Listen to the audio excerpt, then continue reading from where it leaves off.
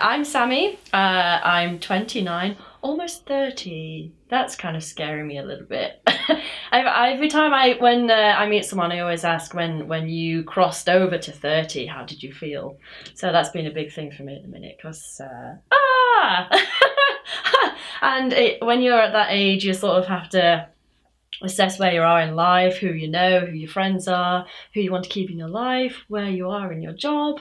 My 20s was amazing. I'm still in my 20s. Why do I even talk like that? Like a few more months to go and then I'm finally turning 30. So it's not just my perspective as well as I want to know other people's.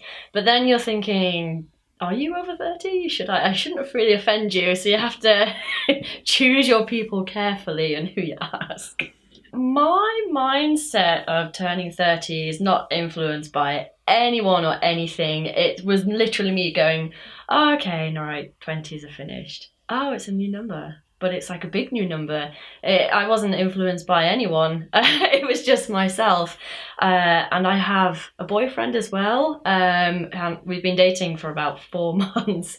And he likes his hair being stroked, but I noticed like a grey streak in his hair, and then I was like, oh my god, you're like over 30, but I'm seeing a grey streak. so I had to ask him all the questions. So it's just little things like that, and meeting people in my job. I'm a photographer, so I meet so many people. So it's really nice to see everyone's reaction, especially if they come in for a birthday and I'm like, oh, so where are you in your particular life? Like, you're young, what are your priorities? So you're a little over 40, what are your priorities? And it's nice to be in the middle. The last couple of months, yeah, the age has been a big issue. Yeah, I've always dyed my hair since I was like 15 or 16, in schools when it wasn't really allowed. I don't think it's still allowed now, to be honest, but I've always dyed my hair, and if we didn't have that in today's society, I probably wouldn't know what to do. And I think I've always looked young as well, but that's like the whole veiny. Am I vain? Do people think like that? I don't know. Should I be comparing myself to other people? Not really. I should just be happy in my own body. When I was 18, I always wanted to live outside of where I grew up. I've met other people who have felt like that when you grow up in a place and you don't really want to live there. You're like, I want to escape, I want to go somewhere. I'm the only person in my family who's been to university, the first person to go on holiday in my family, oh my god, first one to go abroad, and I've always wanted to live outside of England.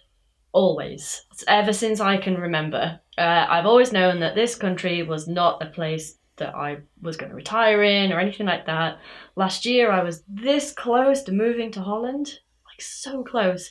So that, ever since I can remember, has always been on my mind is living in a different country. This whole thing is a personal thing. Again, I haven't been influenced by anyone or anything. I just know. And then when I met my boyfriend who had the same mindset as I did, I thought, oh my god, you are this is incredible. It's absolutely incredible to find someone else who has the same values as you, who hasn't really been influenced by anything, and they've had a similar upbringing. It's just been lovely. They don't want to live where they grew up. I don't want to live where I grew up.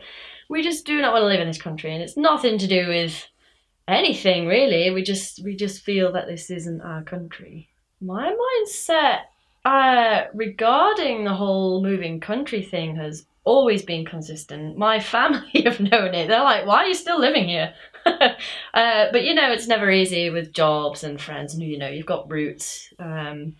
That's always been consistent, but my mindset regarding me as a person, my age, my beliefs, they've really come into fruition in the past sort of 18 months, 2 years kind of thing. So this huge personal thing happened, and that really made me be more aware of things, of my personal things, of my own happiness, more than anything, rather than concentrating on other people's happiness and why am I making it this other person try to be happy when it's clearly not working. It's been more based on me. So to pair that up with wanting to move country, this is why I was so close to moving countries, is that I was in a good mindset at that stage. But again, I've thought about it, and now I need a few more years to just collect myself, and then I'll know where I am again. Oh, the change of mindset was definitely an emotional thing. It's still an emotional roller coaster, as cheesy as that sounds. You have up days, you have down days, but then when you're having a bad day, you think, it's just an uncomfortable feeling. It's not something that's going to affect you for the rest of your life. It's uncomfortable, let it pass, just let it go, and then move on. Just use it as a learning experience more than anything. So I use that as an experience rather than think about it, because I have a wobble and then I think about it and then I'm fine. Yeah. So in terms of looking ahead, because with the age side, do you think about what your mindset will be in the future?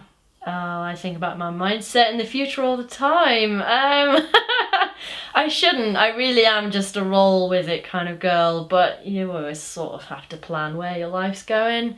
Yeah, like this morning I booked a trip to Paris. I'm still spontaneous. I'm going to Amsterdam in April, so I can, yeah. Ooh, other people's mindsets. Yeah, I'm quite selfish in that respect. Yeah. It was that whole big thing about 2 years ago, 18 months ago, that I've really had to just stop and think about my happiness. Yeah, now again, I really should be more thoughtful. I guess that is one way to put it. But it depends on the other person's problems and issues. There's only a certain amount that you can do, but it's down to the other individual to sort of get help. There's only so much you can do, and before you know it, you're either carrying that person and it's too much for you, and you end up going in that spiral circle again. So you kind of have to be there to a certain point, and be aware and